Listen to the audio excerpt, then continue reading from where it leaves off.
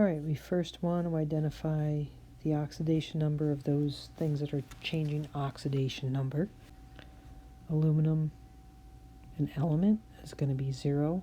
Aluminum in a compound, this is one of our rules. Aluminum in a compound is always +3. We have an extra plus here, a typo, we'll just ignore that. All right, so the other element that's changing is nitrogen.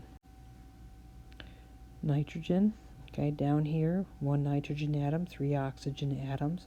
The sum of the oxidation numbers equals our net charge, which is -1. Oxidation number of nitrogen plus 3 times the oxidation number of oxygen, which in a compound is going to be -2.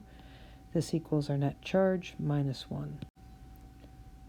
So we solve this, we find the oxidation number of nitrogen in this ion is +5. Now let's look at the oxidation number in ammonia. 1 times the oxidation number of nitrogen plus 3 times hydrogen equals 0. Because this is a compound, our net charge is 0. All right, so we see here nitrogen has an oxidation number of -3 in ammonia. Remember, hydrogen in a compound is going to be +1. All right, and we've connected up those things that are changing oxidation state. Before we go on and determine electrons, we need to make sure that those things that are changing oxidation number are balanced. So 1 aluminum, 1 aluminum, 1 nitrogen, 1 nitrogen. We can go ahead and worry about the number of electrons involved.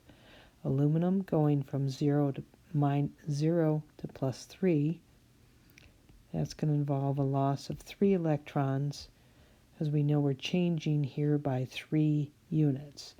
Nitrogen from +5 down all the way down to -3 is going to be the result of accepting 8 electrons. 5 down to 0 is 5 electrons, and then 0 down to -3 is an additional 3. So now we want to balance electrons by finding the lowest common multiple between 8 and 3. In order for that to be balanced, we need 24 electrons lost, 24 electrons gained, which means our coefficients associated with aluminum need to be multiplied by 8, and those associated with nitrogen by 3. Next, we want to balance the charge by adding either H+ if we're in acidic solution or hydroxide if we're in basic solution. Here, it's clear we're in basic solution, so we need to add hydroxides to balance the charge. Okay, so these are the charges we have so far. We have 8 aluminums, net charge 0, and 3 nitrates. Each is -1, so on the reactant side so far we have a -3. On the product side we have 8 times -1 plus 3 times 0, a -8. We need to add a hydroxide, something that's negatively charged, to balance a charge. So in order to make these charges balanced, we need to make this, the charge on the reactants, more negative by 5 units. This means we needed to add 5 hydroxides so that our net charge on each side matches, a -8 and a -8. The last step is to add waters to balance the oxygens. So let's look at the oxygens that we have thus far. On the reactant side, we have 5 plus 9, 14 oxygens. On the product side, we have 8 times 2, 16 oxygens. So to get the oxygens to balance, we need to add an additional 2 oxygens to the reactant side. If we've done everything correct to this point, our hydrogens will also balance. So we have 4 plus 5, 9 hydrogens, and 9 hydrogens. We're done. Alright, so let's look at this side. First step is to assign oxidation numbers. Zinc is 0 in the reactants, and in the products is +2. We determine the oxidation number of zinc in the products by the sum of the oxidation numbers equal the net charge. The net charge is -2. The oxidation number of oxygen is -2. We work through the algebra. We can work through similar steps to determine the oxidation number of nitrogen and nitrate here, and nitrogen in ammonia.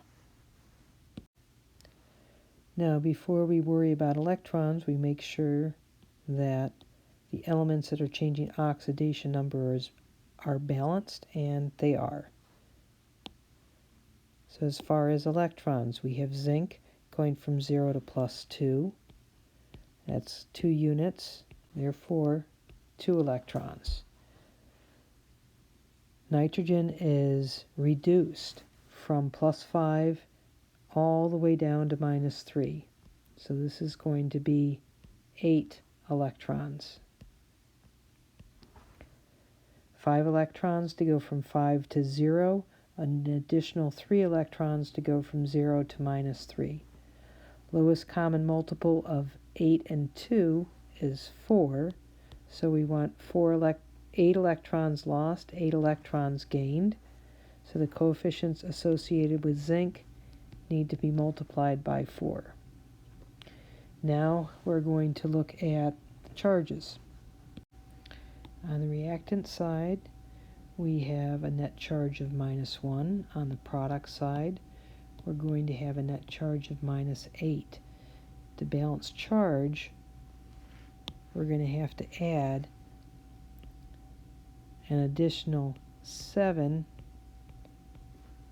negative charges, and that means 7 hydroxides. Now the very last step is to balance the oxygens. So when we look at oxygens, we see you have a total of 10 oxygens on the reactant side, 8 thus far on the product side, so we're going to need 2 waters, and we should be balanced. A good sanity check is now to check the hydrogens. 7 hydrogens, and 3 + 4, 7 hydrogens. We're done.